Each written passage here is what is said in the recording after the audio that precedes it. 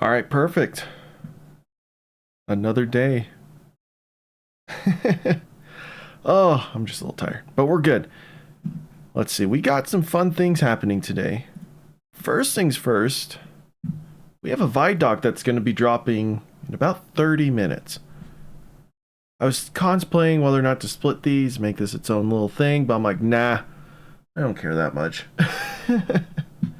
Mainly, I didn't want to wait till after 10 o'clock to watch this or to start the stream, because we can easily get some stuff done in this time. So this will be in the background. We'll just, leave that be for now. We were talking about Beyond Light yesterday, and that's where we ended off.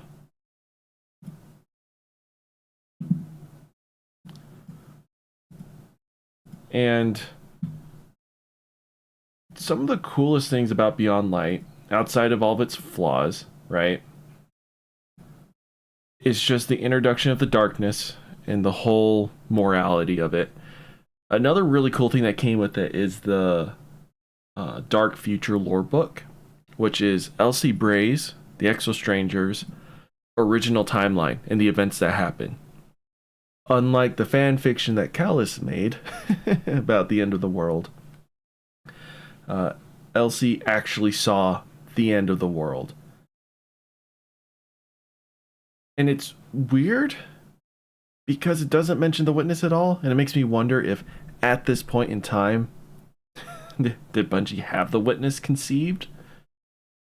Like, did they already create him and make him the big bad guy and the voice in the darkness? But I digress. There's been a lot of interesting points from that lore book that is kind of transpired with the events that we're going through. Obviously, the timelines are completely screwed up. There's still events that happen that are similar. It's kind of how time works. But the biggest turning point was us destroying the Black Heart in the Black Garden.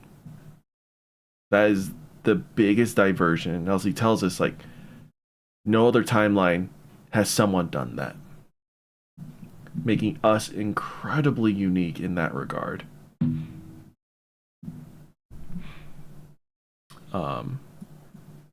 Clovis Bray, the Exos, the revelation of the thing in the Deepstone Crypt. So fun. The Deepstone Crypt is a very easy raid. I'll admit, I'm not fully aware how to do the security system encounter, the very first one. I just never learned it because we always can one phase it.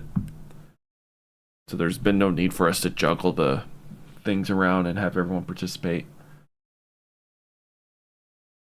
But the raid in itself is easy. not the best raid. But the environment, the soundtrack, going to space for the first time for the spacewalk and Deepstone Lullaby playing, it's perfect. I think a lot of people overlook a lot of those small things that make Beyond Light a really good expansion, but still had its flaws. And with sunsetting and getting rid of a lot of our stuff, it really left a sour taste in everyone's mouth, including the previous expansion's loot. Like Shadowkeep loot, we could not bring with us, which kind of sucked. And there was some bad PR stuff happening with people speaking to the public from Bungie, not saying the things the public wanted to hear. But anyways, that's Beyond Light. My last final thoughts on that. Like, if Shadowkeep was kind of the huge opening for, hey, pyramids, they're not just some weird distant thing that we're getting little snippets of. It's like, no, there's one here. And the rest of the year, we're like, no, they're here. It's what makes, Arrival so great and whatnot. And then Beyond Light is, well, what are these things?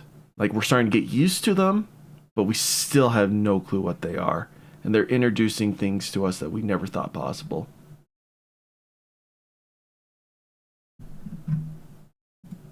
Next, as with most seasons that come with an expansion, we have Season of the Hunt.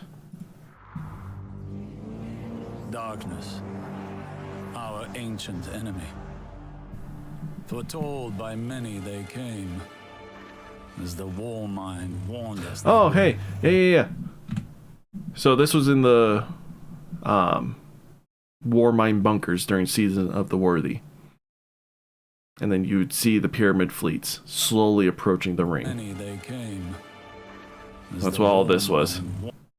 Every week they'd get closer and closer. Warned us they would. There's a visual representation of that. They were confronted with fire, and when that failed, met with intrigue among the bones of Io's last monument to the light. It promised us power, and for it, a price was paid. A lull holds the system, though it is not emptiness that gives us pause. Yet not all is lost. Stand, Guardian. Brandish your light and join the hunt. These introduction stuff, they were kind of weak back in the day, I just realized. People of the last city, humanity has endured a devastating blow. Oh, interesting. Vanguard scouts have confirmed that Io, Mars, Titan, and Mercury have disappeared. I would have assumed this would be part of Beyond Light. We have lost contact with Deputy Commander Sloan and Jensen Scribe Ashamir. We are deploying Guardians to all corners of the system to Those find were answers. rough lore books to read. And with those answers, we will form a plan. In the meantime, we ask that all lightless civilians remain within the safety of the city walls, under the protection of the Traveler. Do not lose hope. Humanity has survived many horrors. We have done so through the strength of our community, through steadfast commitment to one another. Stay strong. Be brave. The Traveler protects us, and we will protect you. The Guardians will come through. They always do.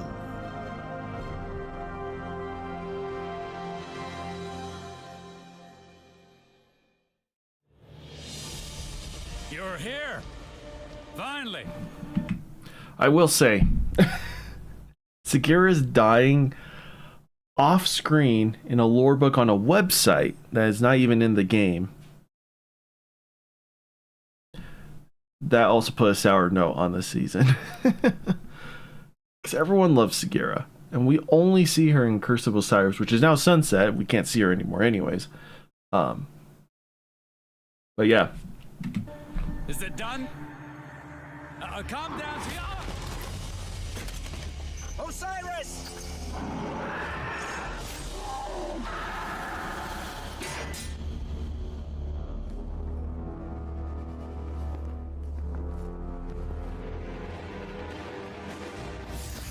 We warned you it was going to be dangerous down here, especially for the ghostless.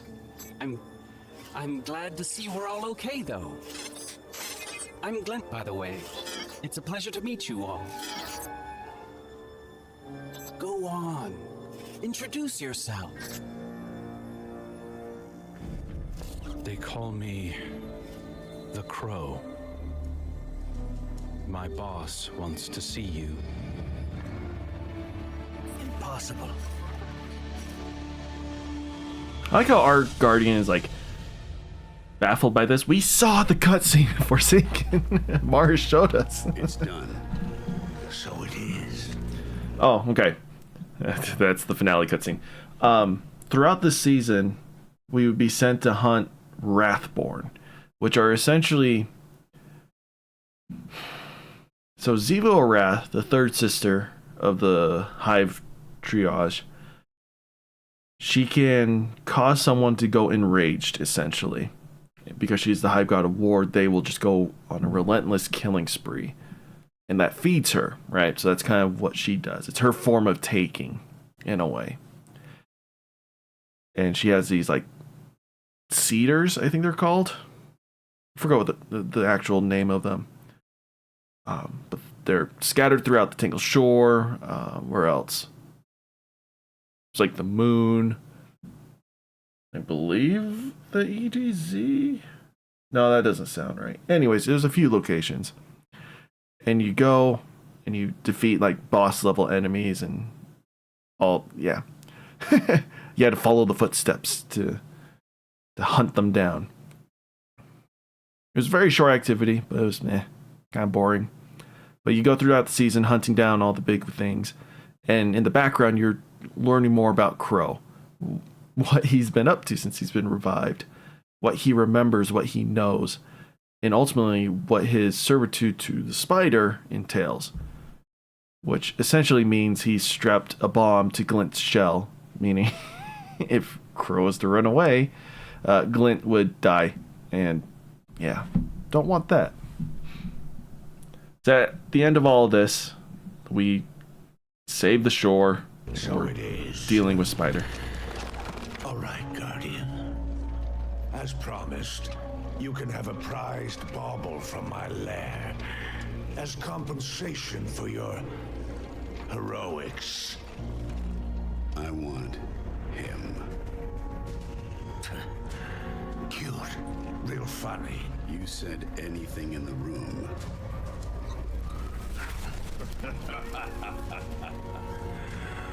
Oh, you really want my little bird? Fine. You can have him. Fly away. And get the hell out of my lair.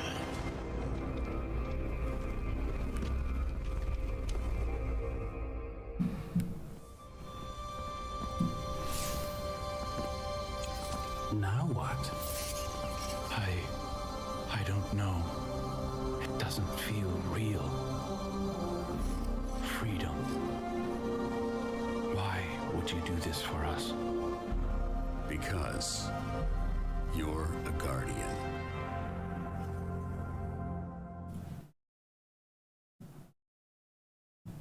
And this is why Crow loves you.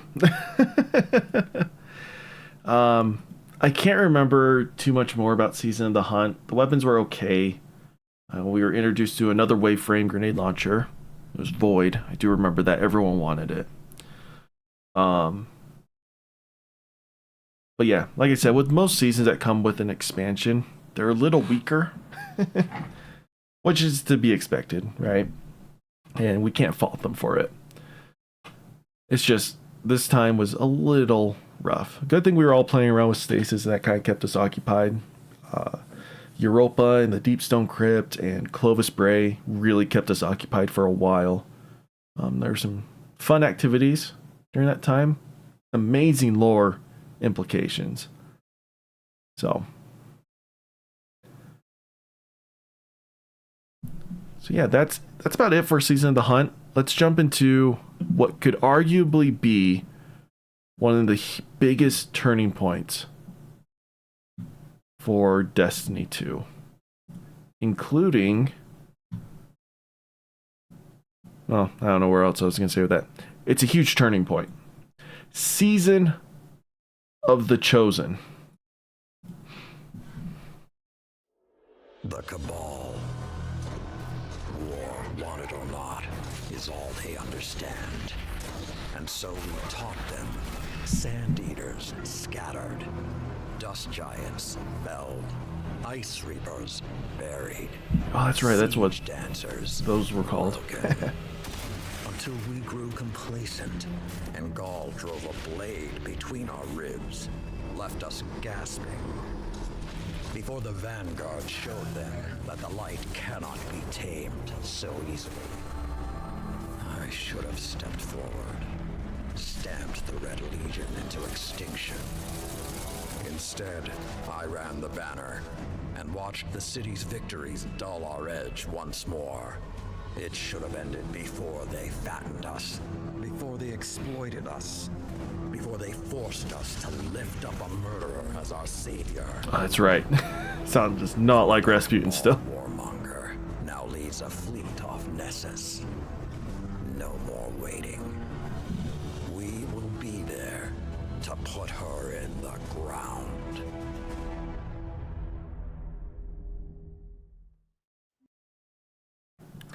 So before we jump into this, the prospect of this was really cool, and everyone came to love Keitel. But and besides that, what is happening? The entirety of the Cabal race, what survived Tora Battle, their homeworld, has arrived at Sol. Why are they here? I believe, if I remember correctly, some of the meanings were in the lore tabs and stuff. It's because the Travelers here. Guardians are here. And Keitel sees a moment where we cannot fight them. They are too strong. What if they helped us? They probably heard of our feats killing Oryx, the Taken King, of us repelling back the forces of the Hive. And let's be honest, we decimated their strongest legions. If anyone could be a potentially great ally and protector for them, it's the Guardians. Given the Cabal can't switch their ways that easily, so here's here's a cutscene with the negotiation.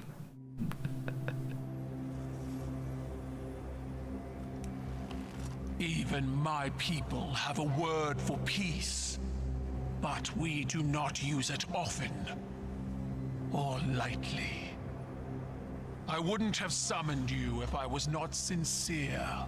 Peace with the Cabal. The darkness crowds the edges of this system. The Hive serves it. You'll fall to one, if not the other. My world did. Empress Keitel, I'm sorry for what you've lost. We have all suffered. I propose an alliance. Cabal don't ally. They conquer. She betrayed her father to Gaul.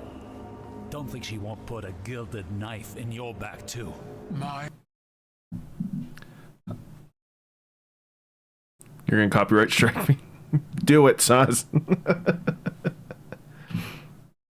father was soft, He lacked ambition. as you do. Humanity won't survive unless the commander expands his horizons. Join my empire.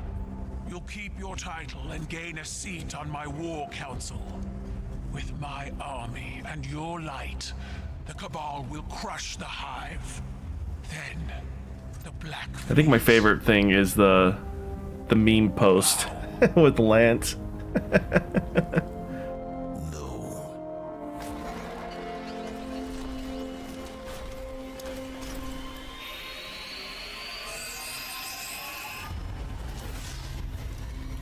She kind of bad though. Very well. What do you mean by bad? Ready yourself, Commander. I'll sharpen my gilded knife and see you both on the battlefield.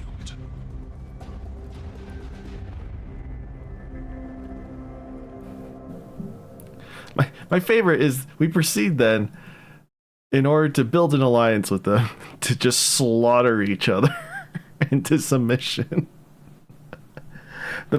It's so Cabal, and it made sense, and it's really funny. But it was a good season, especially compared to Season of the Hunt. It was a huge improvement. We got a new strike, which I don't think has ever happened in a season before. We have the activity, the Proving Grounds. I think they're called Battlegrounds, right? Which are now part of the Vanguard Ops playlist. But we got a lot of stuff in this season. A lot of good weapons for the time. This is where the Presage exotic mission came in, which was really good. I enjoyed that mission a lot. Dead Man's Tale was super fun. And all the while we're worried about Zavala and assassination. Because like Cyrus said, she did betray Callus, her dad, through the Midnight Coup.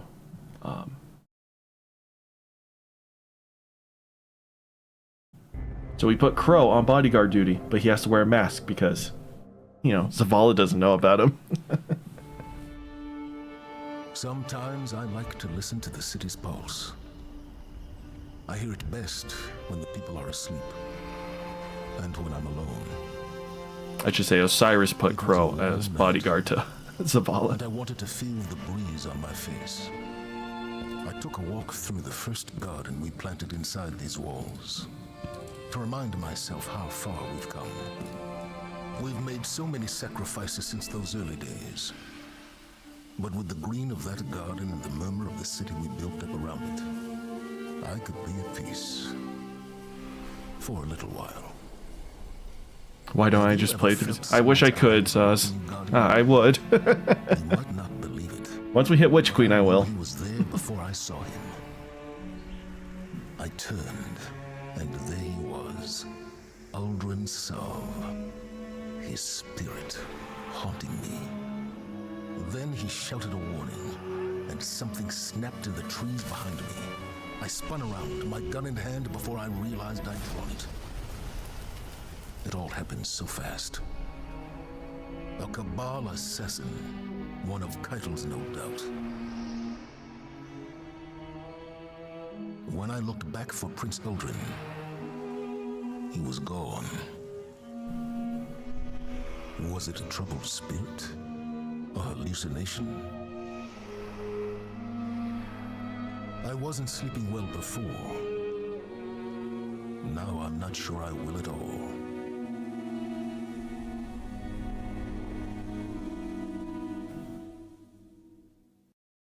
One of the biggest things that's happening throughout this time is the assassination attempts on Zavala are not orchestrated from Keitel.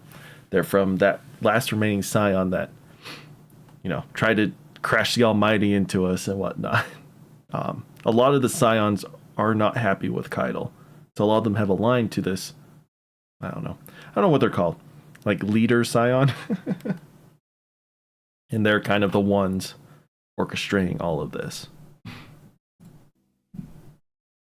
And here's the actual finale cutscene.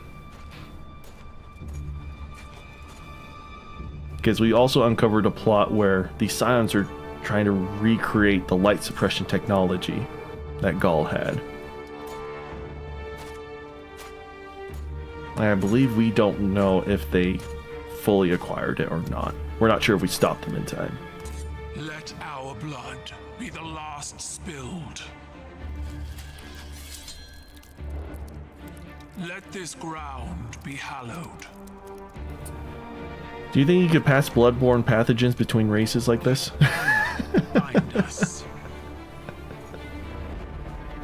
Or you think Zavala's immune to it because he's a guardian?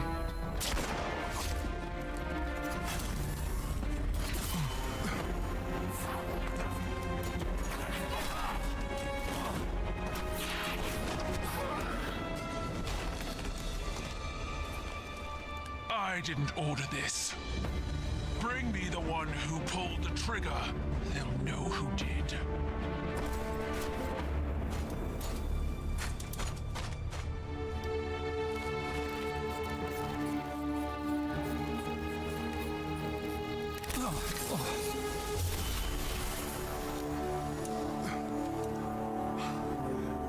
I like for... Right? I'll say in a second, but... I'm alive. What a line.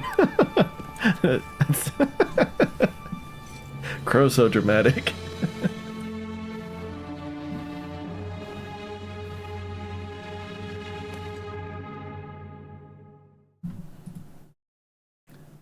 Such a good shot. It'll never not be a good shot.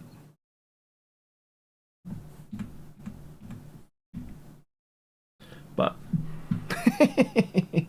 I love how, like, Zavala and Ikora's ghosts, they speak a lot in the lore. But Bungie's just never given them a voice in cutscenes. I understand why, but I just find it funny. I can't remember. Is it Ikora's ghost is not tactical? I don't know the traits, but Ikora's ghost is the exact opposite of Ikora, and Zavala's ghost is kind of the same.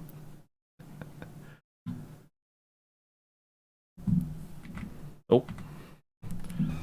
What's the shot? Come on. I'm alive.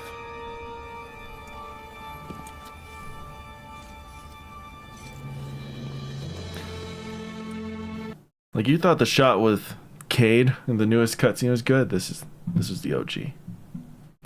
Season of the Chosen. We align ourselves with Keitel and the Cabal. Yeah, you didn't see that coming, did you? We now have an ally with one of the enemy races we've been slaughtering since D1. Fun fact, the Cabal... It's a good shot of her Centurions.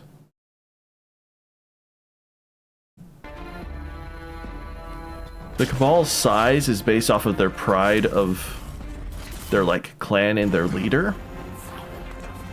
So I think it's great that almost all of Keitel's Cabal are huge. It's like not everyone agrees with Keitel, but those who do, ooh, they're some of the strongest in the whole Cabal like race. Like I know they're like ranked higher and stuff, but even her legionnaires they're quite massive. As you can tell whenever we fight alongside them in the future. So off of the back of everything that happened here, we get to learn more about Keitel, the Cabal. We get to build up this connection with each other. We come to Season of the Splicer, which we're going to play the trailer because I absolutely love this trailer. It is probably one of the best trailers. It had me so hyped when this played.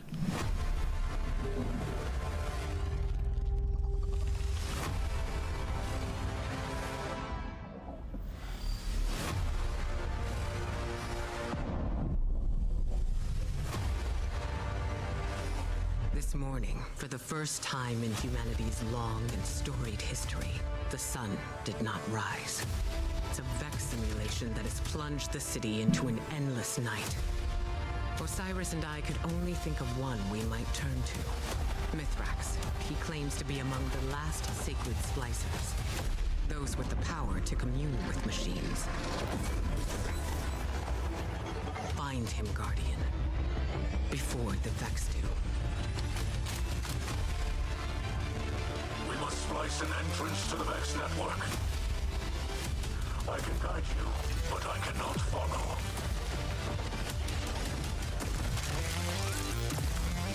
Once inside, you must find your own way.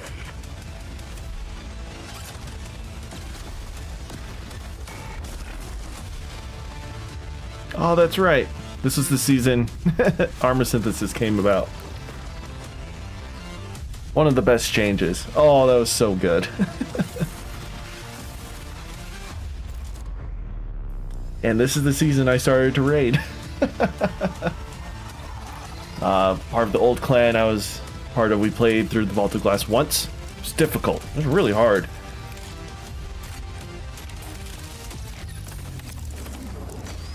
I was very out of shape raiding wise.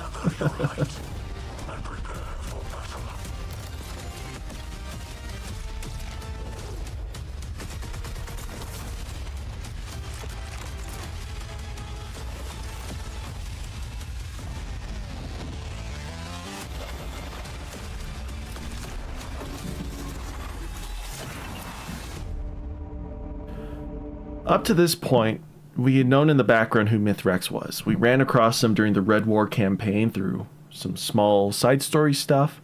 He would help us with 0 Hour and would lead us in the charge against Aramis at the tower to stop her from acquiring Outbreak Perfected and Siva technology. So he's been an ally of ours for a while, and a really cool Easter egg is in the Red War, the side mission that you run across him with. At the very end of that chain of events, he's fighting a Hive Knight. Now, you can kill both of them, and the mission just ends and you're good. But a secret ending that happens is when you kill the Hive Knight only, and you don't kill Mithrax, he won't attack you.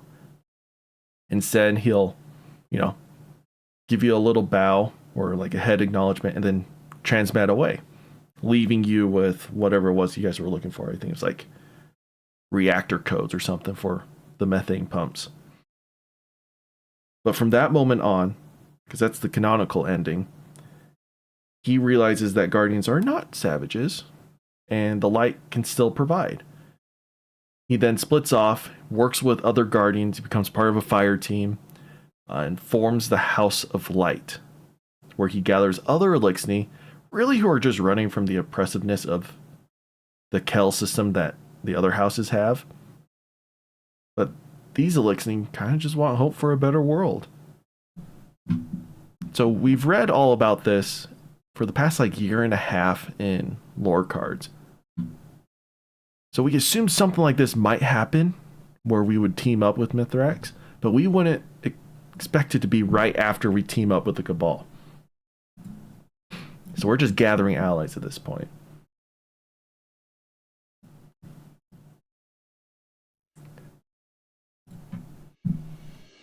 This morning, for the first They heard the time in cutscenes for humanity's long and storied history, Splicer. the sun did not rise.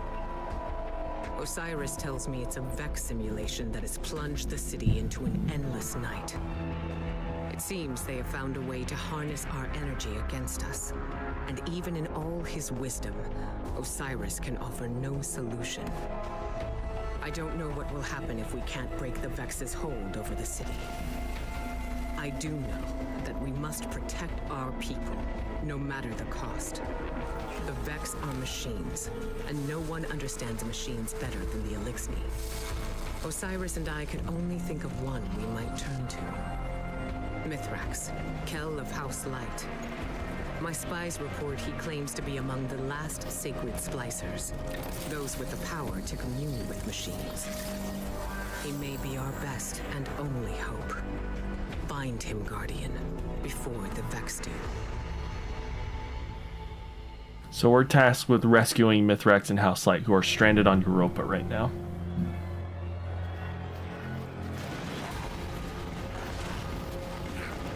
They were shot down by Vex.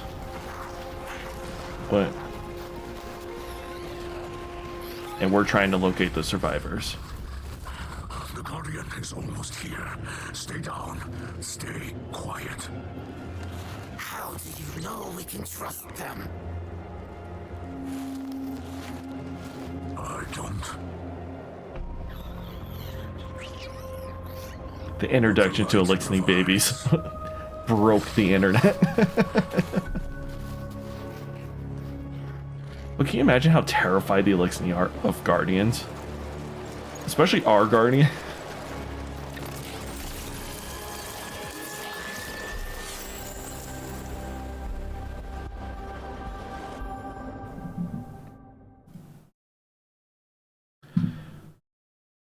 So after we find Mithrax, we kind of earn his trust a bit. Ikora talks to him, and we give him and his people a place to stay at the last city. Because obviously we need to work closely with Mithrax, but he won't help us until his people are safe. And what better place to provide safety for them than in our city? We give them the rundown quarters of where, in the Scourge of the Past raid, we fought the big boss at the end. I forget his name. We give them that location. This stirs up turmoil within the city. A lot of the people don't want to live alongside the Elixni, which don't blame them. And the Elixni don't really trust the humans. Understandable. There are many centuries of hatred between the races. And the whole season is just kind of dealing with this. And a big character is Lakshmi too, the leader of the Future War cult. And she is so adamant against having the Fallen in the city. And she is fighting back any way she can. She's sabotaging them. Trying to make it so, the Elixni show their true colors and will attack us. And Mithrax and his people have been very patient with all this I don't know, drama and crap happening. It's a pretty heavy season, not gonna lie.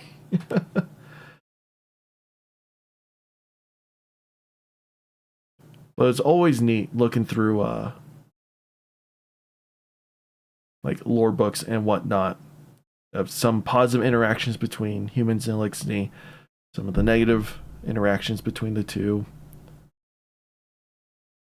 And another key character in this season is Saint 14. He's tasked with helping the Elixni get comfortable. Here's the problem, though. Saint does not like the Elixni at all. Absolutely hates him. He is, I don't know, the biggest Elixni killer. And he's sitting there complaining to Mithrax, like, how can I help ones I view as monsters? And Mithrax turns the tables on Saint. Once in a city grander even than yours, we prospered. But it did not last. Our great machine abandoned us. And when we pursued it, you sent something back. A creature fueled by hatred. It tore through our great houses like they were nothing. And then it came for the rest of us. Nowhere was safe from its insatiable rage. In its eyes, even the most innocent of Elixni were still fallen. It could die, but it would not stay dead. It would shake off the rot and rise again. And if it caught you in its crushing embrace, impaled you on its ragged crest, dragged you screaming into its foul shell, none live to speak of these horrors. It called itself the Saint. My people must now see the creature every day. It sees us. If we wish to survive, we must all learn to live alongside our monsters.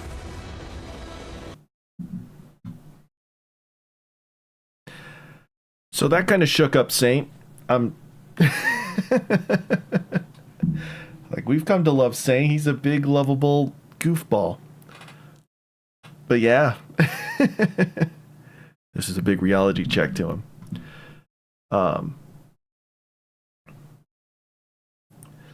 Later on, the Vex would infiltrate the last city through the help of Lakshmi. And we would cut through and defend the last city, and here we go. So while we're in the simulation trying to shut it down, Saint and Mithrax are still in the city defending what has come through. The Guardian has broken their portal! Keep behind us! We will not let them harm you! Stand, friend! You will not fall today!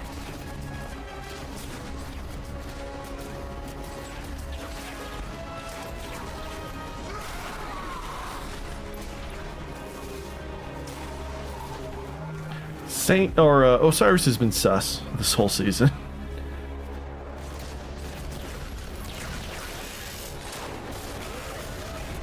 If we do not survive, this is the story Elixni will tell of the Saint standing beside us. And you with me, Cal of Cows! Together, we are enough!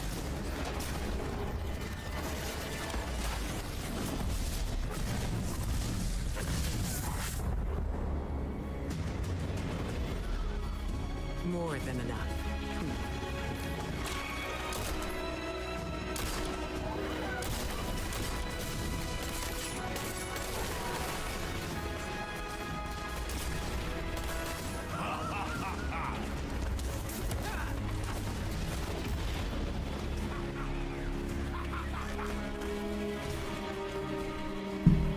cool cutscene.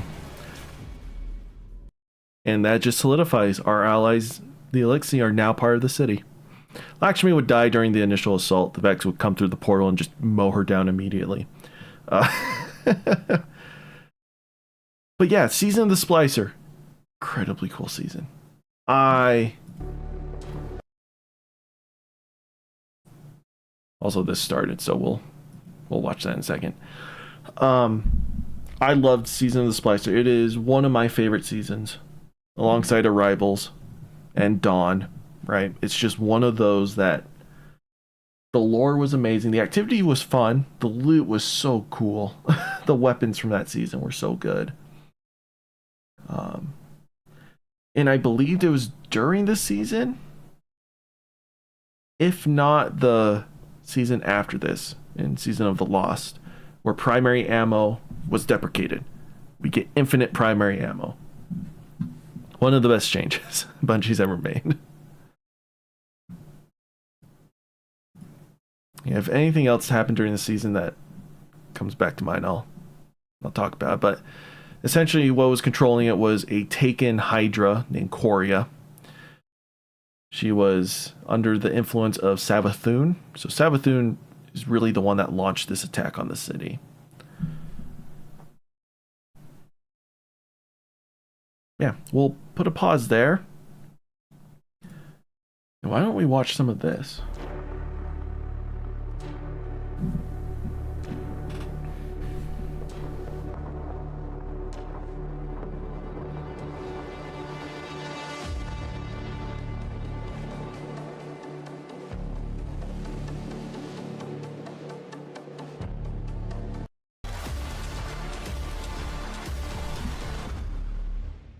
Yeah, I don't know if Bungie makes that or YouTube makes that. And Tyson, take one marker. There's a line that emerged in Destiny 1 that wasn't planned for, but is very deliberate by the person who put it in the game, and is very resonant for Destiny players, and resonant for me as a person. And that line is, Guardians make their own fate. That still gives me goosebumps. For me, that has sort of become a touch point for the Destiny story. Again and again, external forces come and try to impose a fate upon you and humanity. And again, you show them that they can't do that. We make our own fate. That's not just a powerful theme of Destiny, it's also a powerful theme for us as people, as both developers and as humanity. We make our own fate.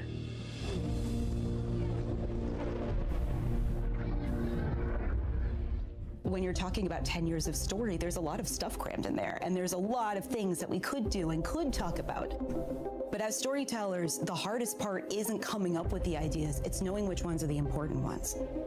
We want to tell a story that Little makes sticky notes with like mission 1, mission 2. feel like all of that time that you invested, we saw you, and we want to give you the experience that you've been waiting for. We looked at everything we had, we laid it all out, like whiteboards and like everything. We were trying to look for a theme that felt resonant, not just for this story, but for Destiny as a whole. And the theme that we kept coming back to was purpose and fate.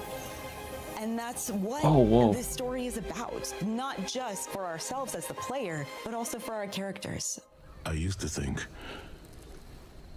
I'd give anything to bring you back. I cried quite a few times doing this. It's the first line of because Keith. I treated it with the love of a fan. Every time I opened a script, I was like, what would I want to see? What would I want to hear?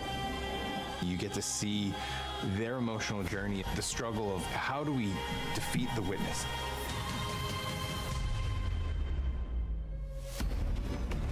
Let us bring an end to your futile exertions. The Witness sees itself as the one true God. So it's come to the Traveler because it needs the power of the Traveler's light to finish this vision. Its goal is salvation. Why don't you want that? Be reborn.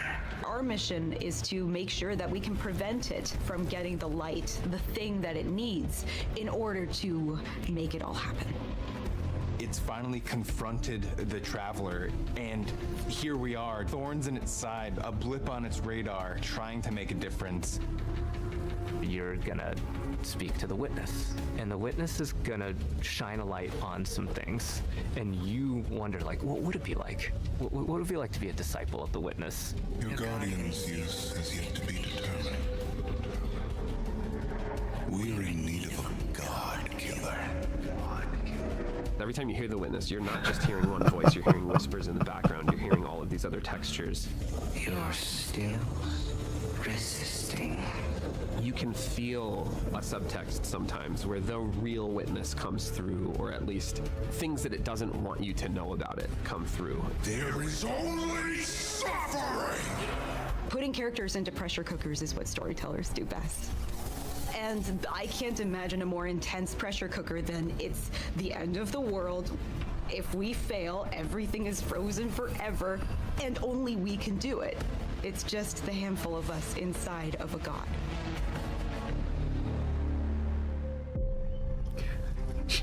There were a couple of themes that we had when we started on the Pale Heart. The two main ones that I remember were surreal and shattered to spire. Seeing how they put a tiny little guardian at the beginning of this vast journey that's spreading out in front of you really put into perspective the scale that we needed to hit in order to make the Pale Heart look and feel dangerous and ambitious and vast. When we were thinking of surreal things, it was a bit of a challenge, because how do you make something surreal? For me, is putting familiar things out of context. What is the thing when you turn the corner that you are not expecting? So that's when we play with scale, we play with unexpected things, repetition. There's this awesome piece of concept art that is like this massive ghost in the horizon, and you just like go over there and it's just like broken down in the middle, and it's just weird in a way that is unsettling but at the same time feels very visceral. Another one that we used was body parts, and it sounds a bit strange because we didn't want to do body horror. So I was taking screenshots from the game and just trying to find silhouettes and things that would look surreal, and I start replacing all the trees with hands. So all the limbs were made out of fingers coming out, and so he's responsible for the hand fetishes going on. I remember our direction was like that, like more hands. Are there hands holding up the freeway in which we were born? So many hands. Yes. You'll recognize it instantly, and then almost as quickly, you'll realize you've never been here before. I definitely feel like there's some aspects of the Pale Heart where like, this is freaking weird and scary. I want to take that risk. I want to push a little bit of what expectations of a destination can be, and I hope that players love that. As players progress, they get to see more influence of the witness, not just on the Traveler, but also on the races that it's interacted with that we've seen so far. The dread are a result of the witness experimenting with the light. So while it's inside the Pale Heart, it's able to access the light as it's trying to siphon it. It is using that light to create and alter new and different combatants. And so we've encountered some of these members before. Now we have a name for them. The new dread units. They're using a new language, collaborating with narrative. We went through and used this constructed language tool to generate different phrases and figure out like grammar structures and other things. The pyramid language that the new dread units speak is actually translatable. So players, if they're really interested in figuring out what the pyramid units are saying, could decipher these. Kos yen it get, baktoku vakad. The husks are an interesting addition to Destiny because you've never fought anything like them before. We talked about, oh yeah, they need some big weapons. Like, it needs to look like this thing is serious business. They wanted a bit of a secondary unit on it, so like a 2-in-1. As the sketches were progressing, we were kind of like, oh, this feels like it's sentient. And we just love the idea. We had all these different sound effects in our library of water bladders that make some really cool sounds when you're shaken. We used some sounds of slapping jello too. So that was kind of the foundation for the husk. You have all these real physical sounds that come together and it feels like an alien moving around in the stomach of this thing. The collaboration Oh, it's so gross. between the different disciplines and the trust we have for each other. At the end, it comes out better than anybody could have made individually.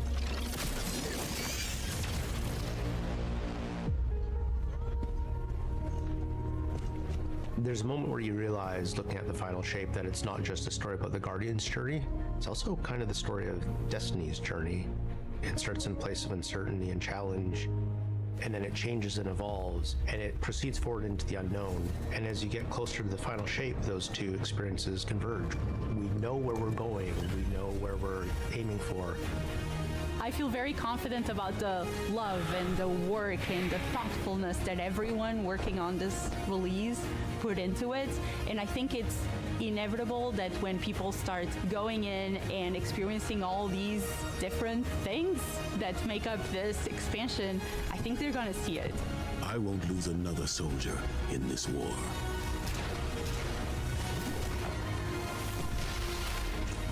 Oh, I wish I could kick screams up in the air like that.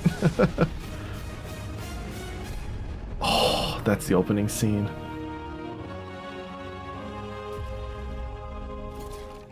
Oh my gosh.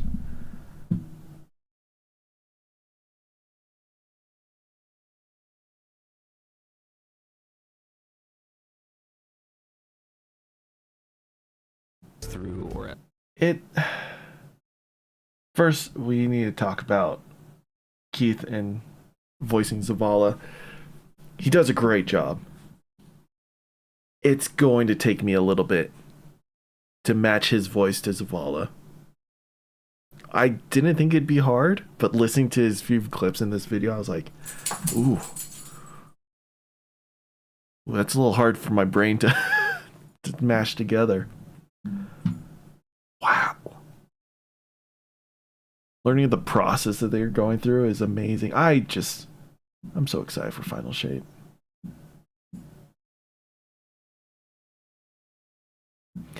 So the witness is going to try to convert us to be a disciple. Background, you're hearing all of these other.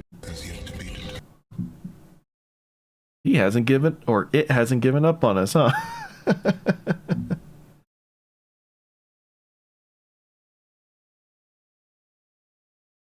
Man.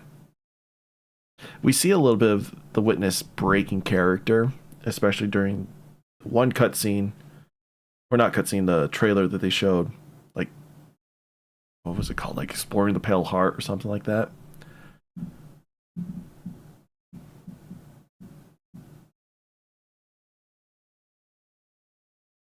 Gosh. I just got done with a semester learning about anthropology and language anthropology. So listening to this part of them recreating a language And for the Dread. The pyramid language that the new Dread units speak is actually translatable. So hearing that they did that is really impressive. Like, it's already impressive for people who don't understand languages. But if you do understand how languages are made and work and the structure and stuff, it's even more impressive. Well, that's great. I'll probably watch this like 10 more times on my own. I love that. They're using the Guardians make their own fate. An iconic line that we see in the Vault of Glass when you empower yourselves while fighting Atheon, the final boss.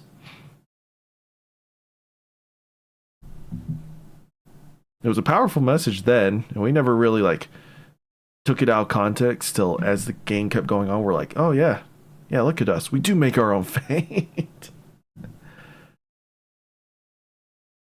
Anyways, that's amazing.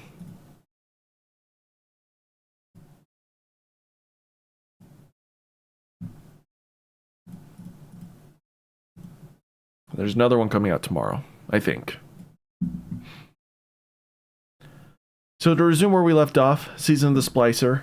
At the end, Osiris runs away because he's being sus. we kind of learned that he's the one that helped Lakshmi open up that portal to the Vex. We're like, why would he do that? And Saint's devastated. He needs to find Osiris and figure out why. Their relationship has been strained this whole past year. Poor Saint. But at this point, we have the Cabal as kind of allies. The Elixni, we're trying to rebuild connections with them. At the very least, the Vanguard are close friends with the Elixni. It's just getting the rest of the people of the last city on board. This leads us into season 15, Season of the Lost. I am Marasav, Queen of the Reef. I once made a great sacrifice to protect humanity from the Hive. I lost everything. My fleet, my brother, my people's very way of life. I watched the dreaming city fall into ruin, desecrated by Oryx, cursed by Savathun. Now I like how she doesn't blame Riven. Take this sacred place to finally wrest it free from the Hive's claws. Although you have taken things near and dear to me as well. You have also learned that your list of enemies need not be so broadly defined. Today we are afforded a unique opportunity. The road ahead of us is fraught with perilous choices, Guardian. Choose wisely. This is the first time we run across Marasav outside of our little interaction with her in the Oracle. So she's like coming back to the land of the living at this point.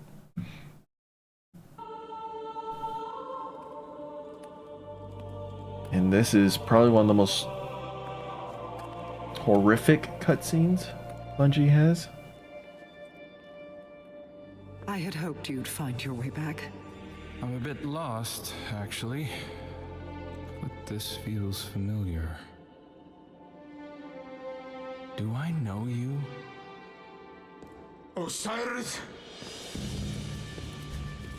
You must come home. Answer for what you have done.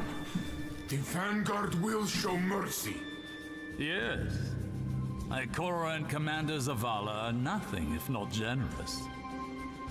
Queen Mara.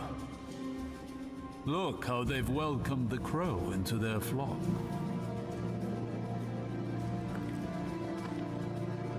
It isn't too late. You can still be forgiven. Be careful. I'll hold you to it.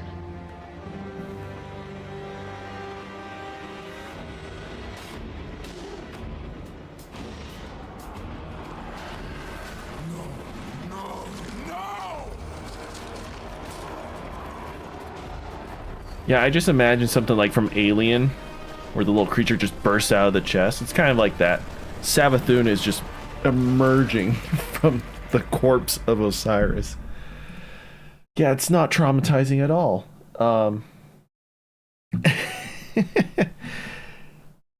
This whole season is now about finding the Techians lost in the ley lines, this interdimensional place between the Ascendant Realm and the physical realm, and just helping Marasav rebuild her Techion cohort thing.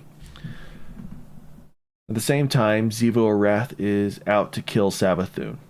The Witness and its followers do not like Savathun. Savathun has betrayed them.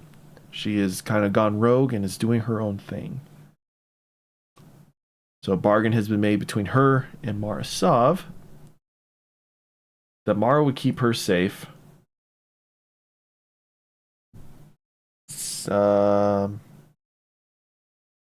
Yeah, we're keeping her safe, which helps Savathun, and we need to exercise her worm out of her. Get rid of her link to the sword logic. Hopefully, that makes her vulnerable, and we can kill her. So it's this game of chess between the two. Mara needs to keep Savathun locked in stasis there, and she needs to exercise the worm out.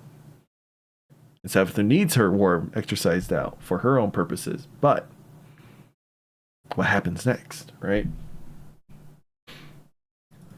And later we learn, or Savathun talks to us throughout the season. And she tells us this revelation. Who is Savathun, you ask? You already know. Oh, guardian mine. I am your friend. I tried to protect you from the Black Fleet. You called it interference. Don't worry. I was not offended. Instead, I found a form more pleasing to your eyes. Osiris was lost, lightless. I saved him from Xivu Arath and assumed his shape so I could guide your victory against her. I ferried the reborn prince to your city so he could be redeemed. I protected Zavala from Kaido's ambitions, ending a war before it could even begin. I delivered the House of Light on its knees to Ikora. I unmasked the enemies lurking inside your city's walls and destroyed them.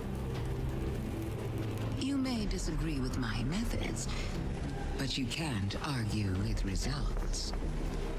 I am no villain, and you are no hero. We are paracausal.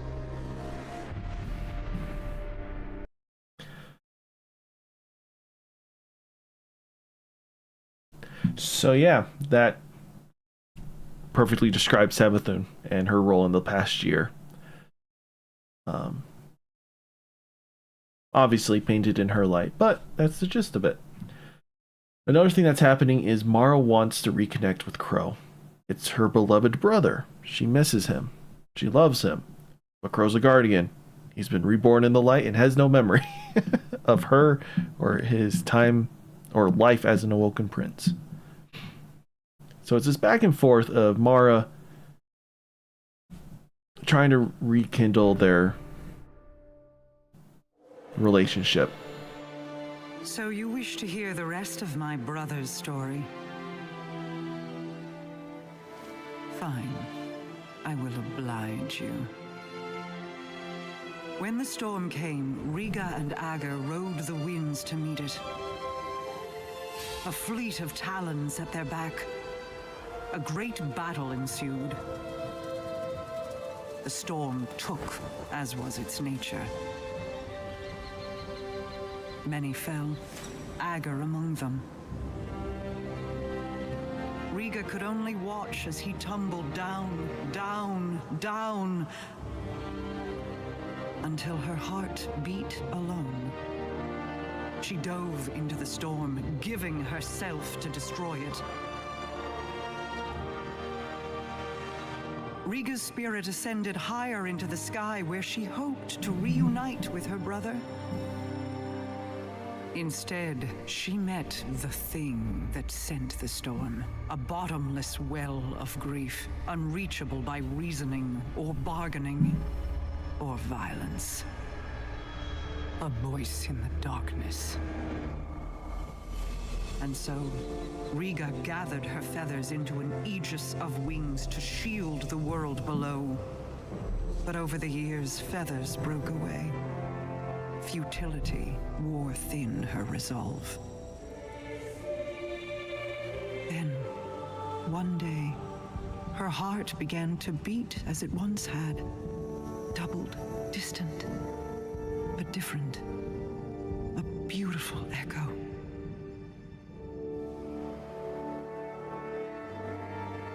Hope called her home. And though she prayed to find Agar there, he never returned.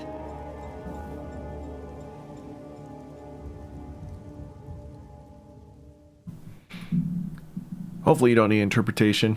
That was the Battle of the Taken King. Agar is Crow or Uldren. He fell. Mara used her death at the hands of Oryx to ascend, to be like carve herself an ascendant plane so she can become immortal. It's all part of her plan. She said it at the cutscene there. But in this process, she also ran across the Witness, who tried to recruit her as a disciple. That's kind of where she's been all this time, just resisting the voices of the darkness and trying to come home.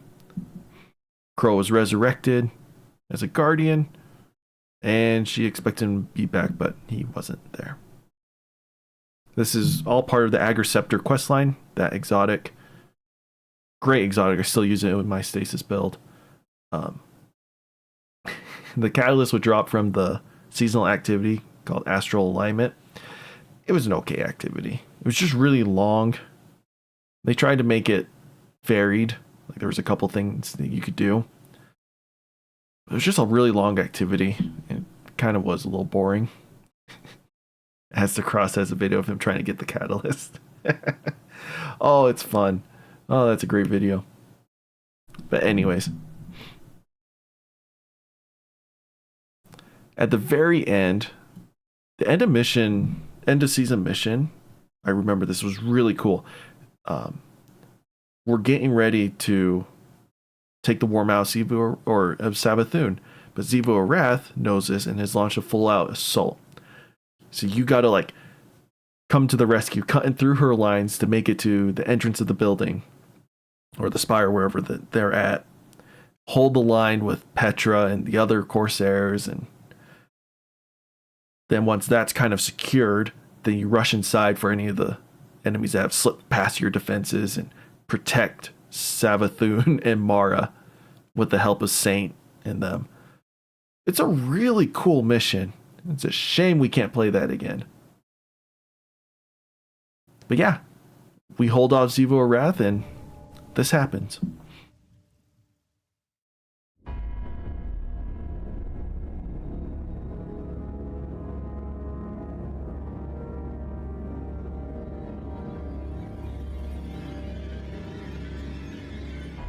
So those are all the Techians that we've been saving throughout the season. All of them taken and corrupted. Out of time. I feel my sister bearing down on you. Your family is tenacious, if nothing else. No more than yours. My brother spent years suffering punishment for the path you made him walk. Finally, justice finds its mark. Let this be the end of it.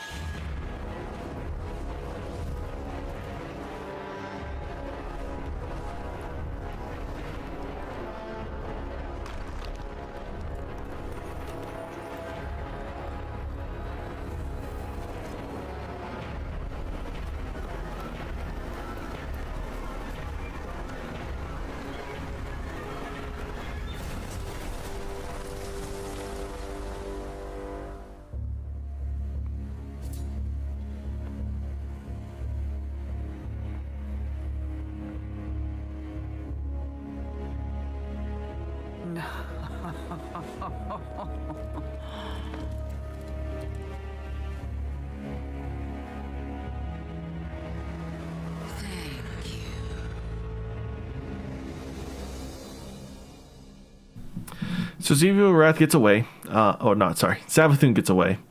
She essentially traded places with where she was holding Osiris. So we get Osiris back. Yay. But Savathun gets away. We don't kill her. And her worm has been exorcised. And that's the end of Season of the Lost. When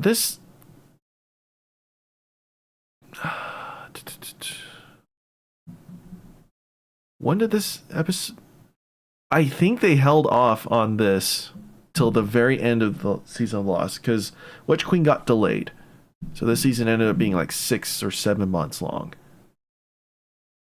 So I can't remember if they delayed this mission and this cutscene till like the week before Witch Queen arrived or not. I believe they did. During this time, they dropped the 30th anniversary pack. We'll watch the trailer real quick. It's just fun. It has nothing to do with the story. But this came out during this time.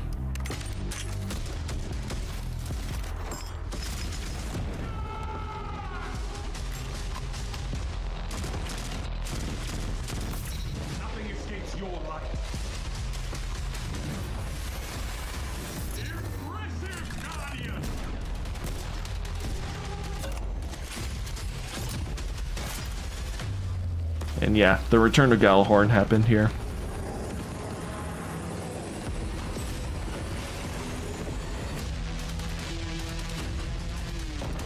This is a fun dungeon.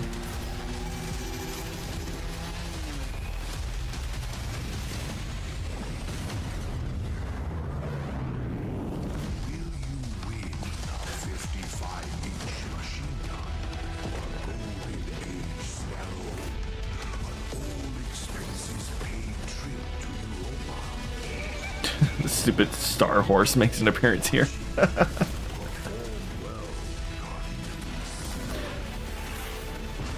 Theirs is just a fun activity. I'm still okay playing it to this day.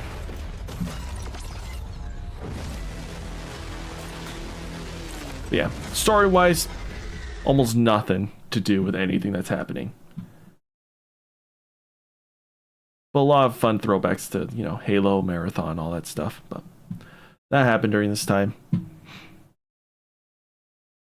And then finally, Witch Queen. Savathun escapes. She no longer has her worm. And we're just chilling.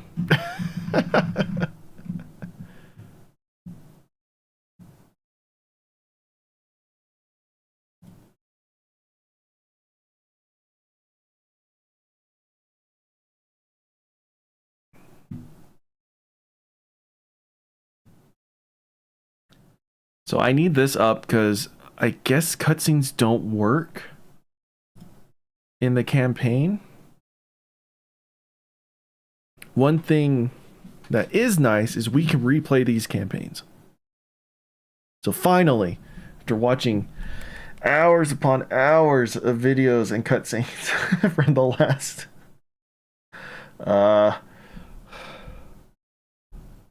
like 4 years 4 years of story we can't like replay through, but now we can. I like my Void build. Let's play with Void. Sure.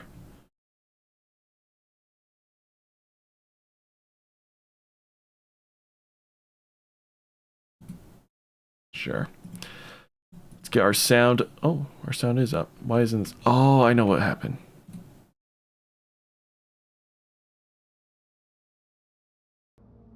There we go. I had muted Destiny on my soundboard or volume mixer.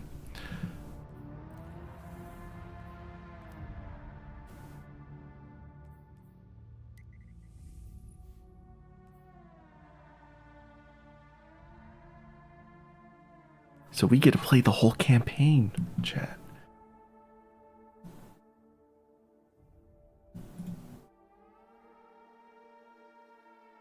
But cutscenes need to be played, so we need to watch this first little bit.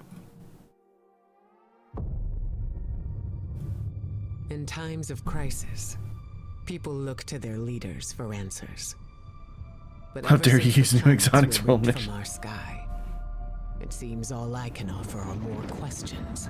I'm just embracing my inner Vex. With Mars returned, I hardly know where to start. I love how we brought Mars back. It's got all this stuff happening, and we just haven't expanded upon it. Like, nothing's been done with Mars.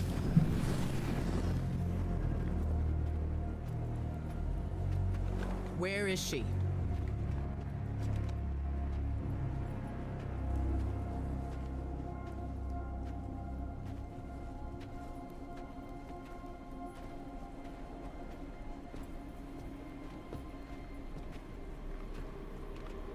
Your theory was correct. The relic is of the pyramids. There's no doubt. Oh, that's true. The dungeon is on Mars, huh? The Cabal are mobilizing. We need to. But yeah, it's sad that there's nothing else happening there. Only use Osteo.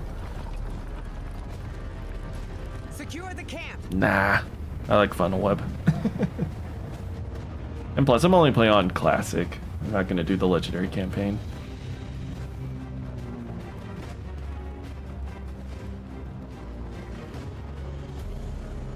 I like how the Guardians in this cutscene are using Season of the Lost weapons. It seems they have another target. What are they aiming at? Savathun.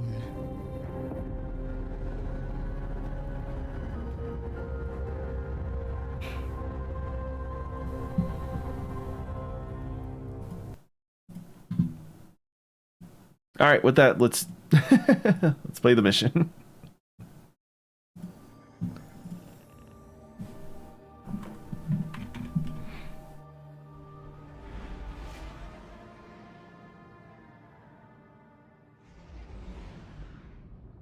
Our alliance with Kaido and the Cabal are still a little shaky at this point. Outside of Season of the Chosen, we haven't really done anything with them. Just more of not shoot each other. Guardian, Eris and I are establishing hidden operations near the cradle. What's your location? We're in some kind of crop field. What you see is a window into the Golden Age. Mars has returned with temporal instabilities, and Savathun's presence here is no coincidence. We believe the reappearance Good-looking of Mars corn. drove her out of hiding, and our intel says she Hope my may be corn in a plants weakened can state. grow that well. The Cabal fleet is blocking the flight path onto her ship. We need you to find a way to get up there and track Savathun down. This may be our only chance to strike. Aw, no Sparrow. I love how we just kind of start attacking them. We're like, hey, no, we're allies. We're friendly. No, Kaido's our friend. You're making me shoot you.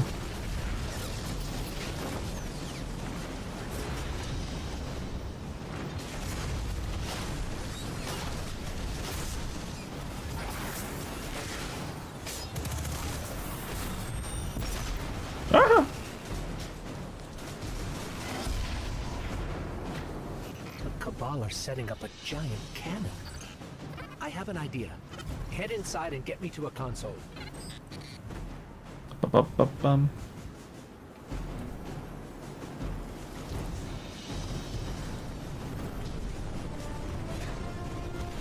Howdy. Don't mind me.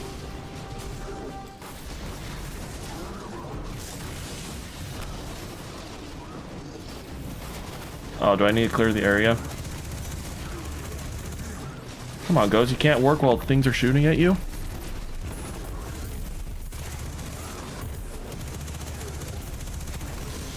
After Queen Mara conducted that ritual, I thought Savathun would go into hiding. So why is she showing herself again so soon? Seems too reckless for a god of cunning.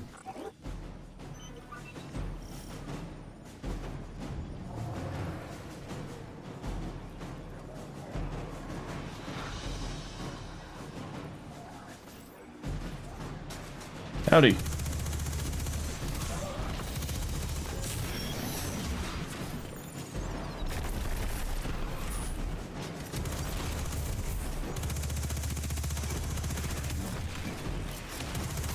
Come on, get a little closer. It's hard for me to shoot you with this.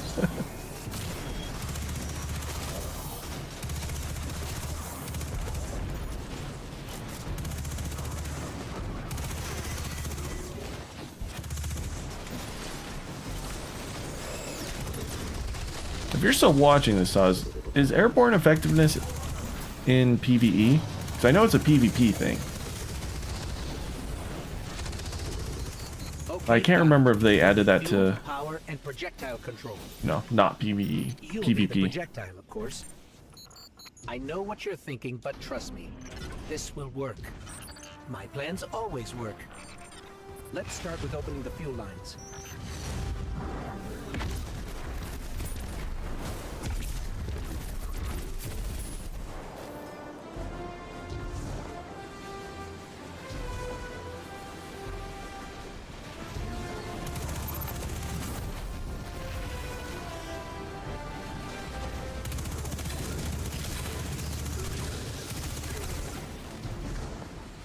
Oh.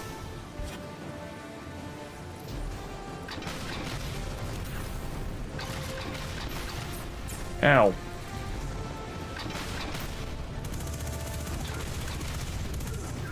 Alright, there's the update. Okay.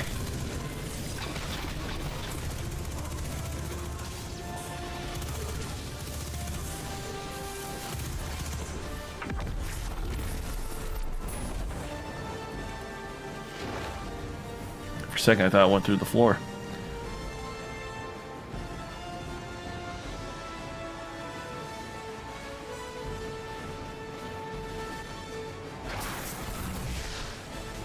One down, Guardian. One more to go.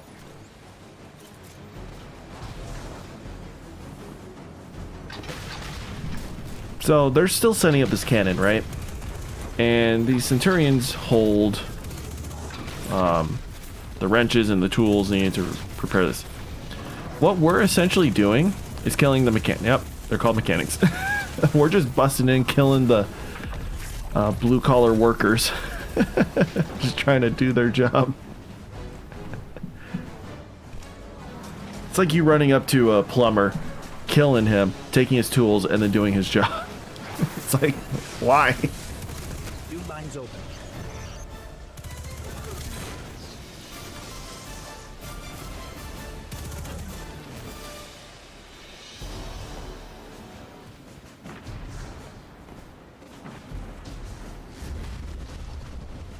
Well, it's fun with the past year of content.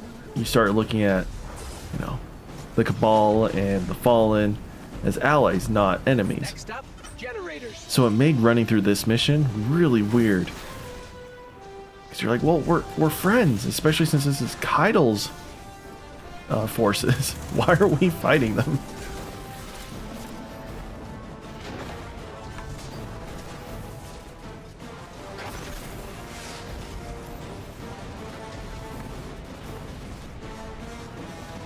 Where's the next one? What?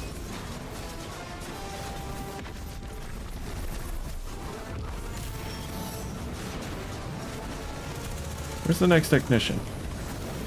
Alright.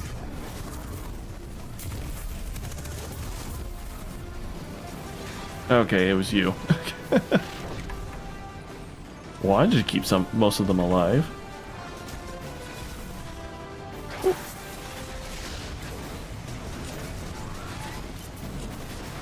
See ya. You know, if I were a god of cunning, I wouldn't show up with a giant ship. It's like saying, here I am, come kill me. Or maybe Savathun's waving a red flag at a bull. Maybe we're the bull. No, Ghost, no way. We need 2 override codes to get the lift moving. Only Cabal engineers carry them.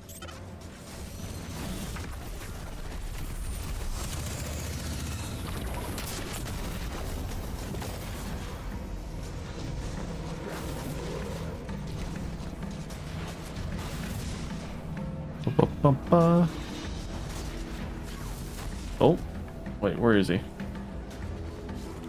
Where'd they go? Do I have to kill all the enemies first? Probably.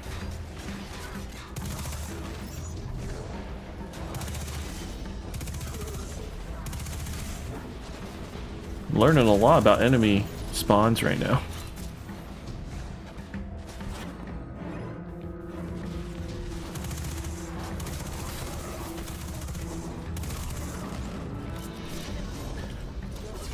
Sorry, Cabal, can't keep you alive.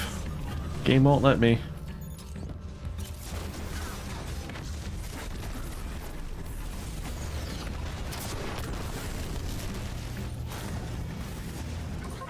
Get me to that console.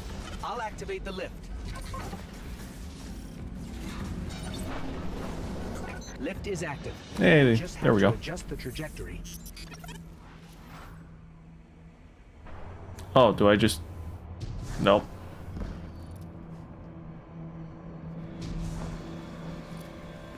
Ooh. We missed the first one.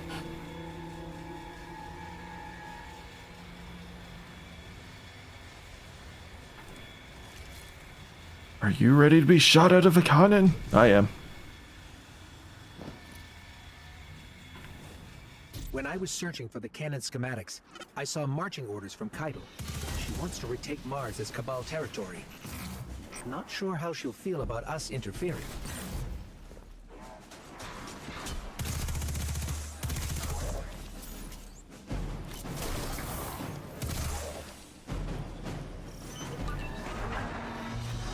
All right, the cannon is aligning. Time to reload, Guardian.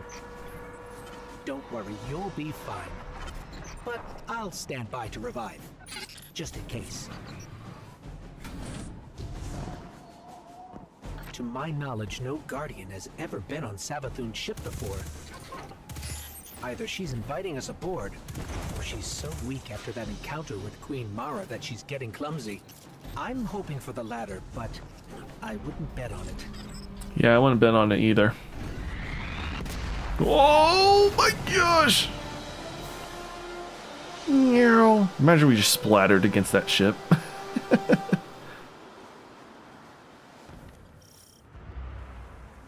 Ikora, we made it onto the ship, and we're seeing traces of void light. Seems like maybe another Guardian got up here first. That's impossible. Perhaps we've acted too hastily. There are too many unknowns. Savathun is the god of cunning. To wait for a moment when her intentions are clear, we would wait forever. Not forever. Just until we can provide backup. Guardian, Eris and I are pinned down. If you turn back now, it'll give us more time to plan. I don't think Savathun will give us free time, Ikora. This might be our only shot. Don't worry, we'll handle it. Be careful.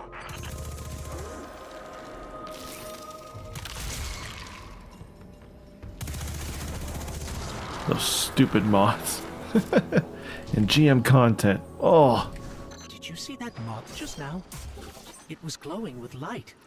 Not corrupted light, Guardian, but light like ours.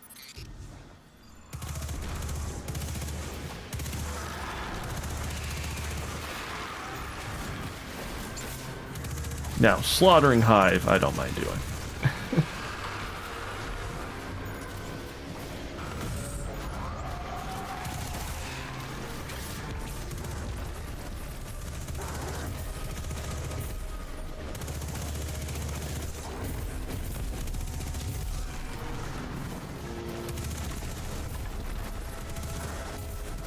What I need to do is figure out what loadout I'm going to take into Final Shape. Along with backup stuff. Just because Dim's going to be down, I assume, for like a day or two. At the very least for the first day.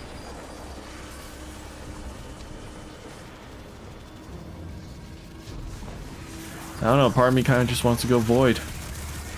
Void's my bread and butter.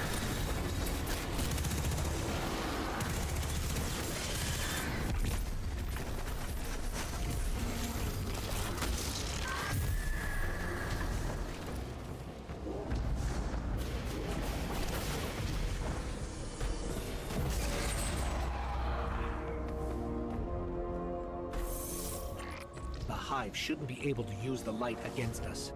They shouldn't be able to use it at all. The Traveler would never grant them that power. Not willingly, anyway. This just isn't adding up. We need to find Savathun.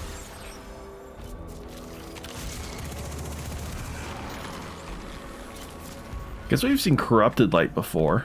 Oh, we gotta go up here. Right? In there. I'm picking up unusual energy readings from that statue. Let's make a quick detour.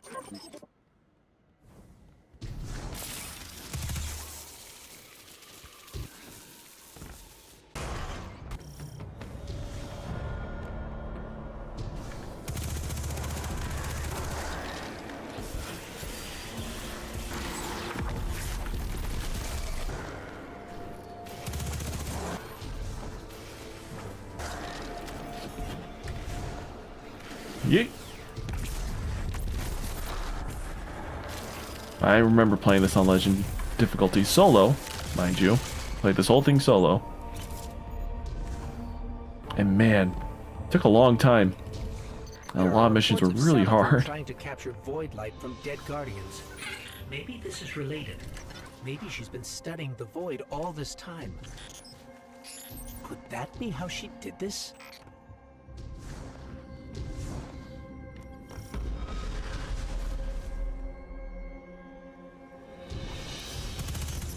That was Sabbath. Hurry.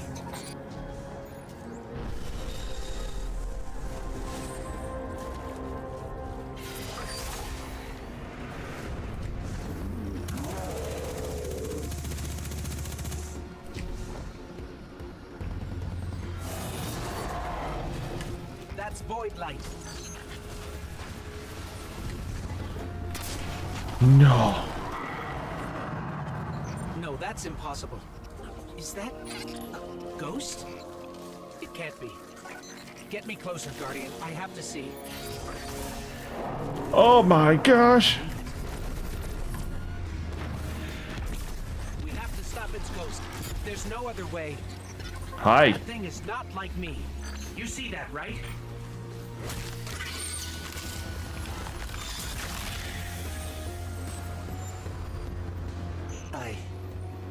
Oh, Traveler, what has she done to you?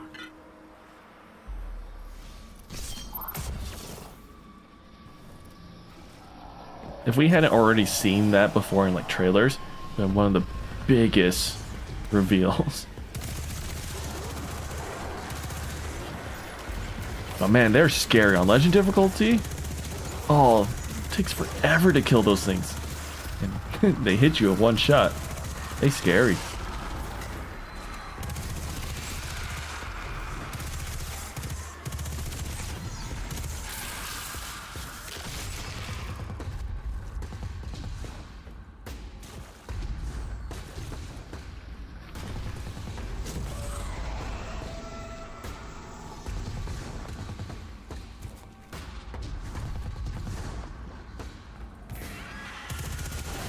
There you are. Give me that.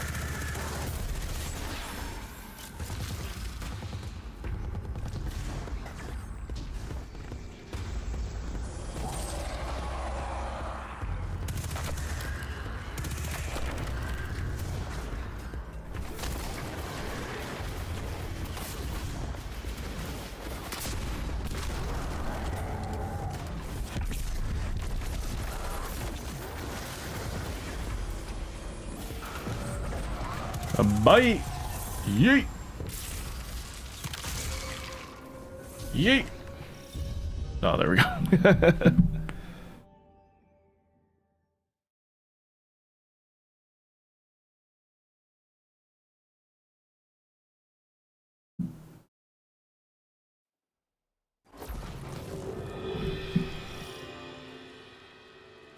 What is this place? This doesn't look like a hive throne world.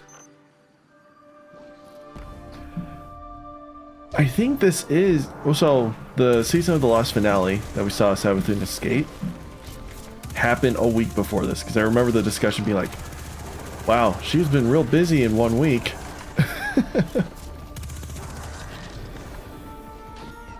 We would have believed it if it was, you know, how do we have to kill all the sentries?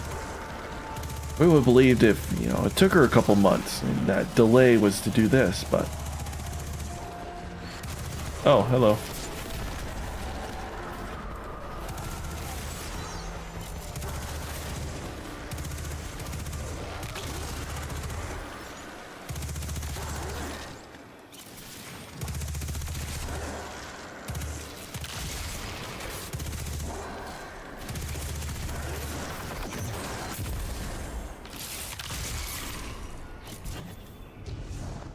Tell me, O honored guest. It's her. How did you do it? How did you find the strength to destroy something so like yourself? There. To look in a mirror and kill what looks bad.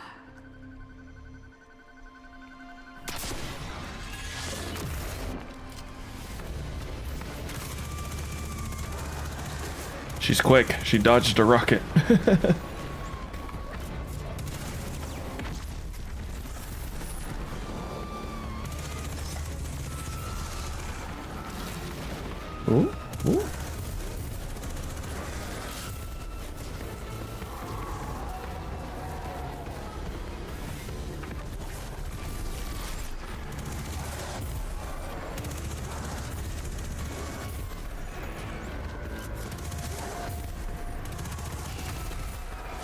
I wonder how many, like, Hive Guardians, when they kill a Guardian, they just grab our ghost and crush it. Oh. Nice, Evathun.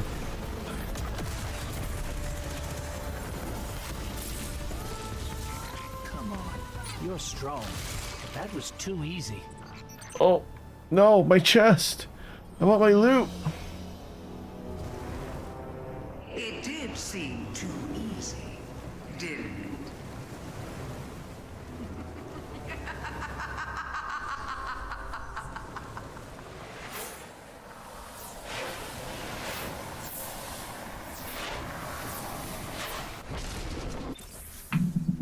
it? We've been kicked out.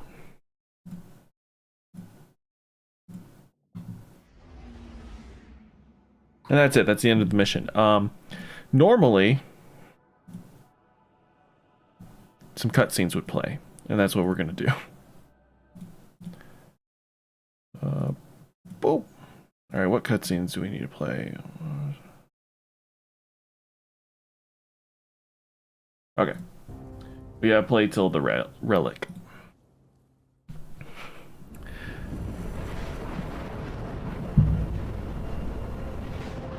Oh. I didn't realize my stream died.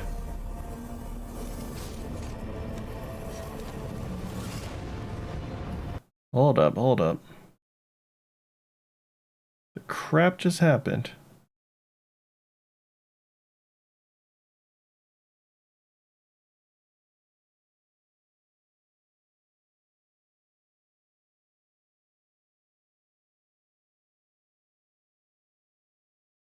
Huh. We okay? Internet? Nope. Guess I gotta end it there. Well, apologies everyone. I will try to get this fixed up.